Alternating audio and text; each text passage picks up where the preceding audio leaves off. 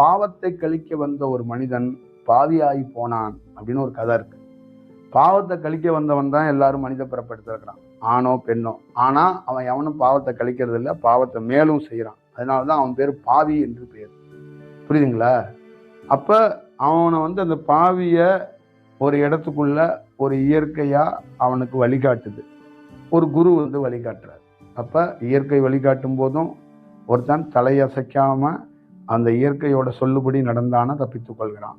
ஒரு குரு வழிகாட்டும் போதும் அந்த குருவோடைய சொல்ல கேட்டுக்கிட்டானா தப்பிச்சுக்கிறான்.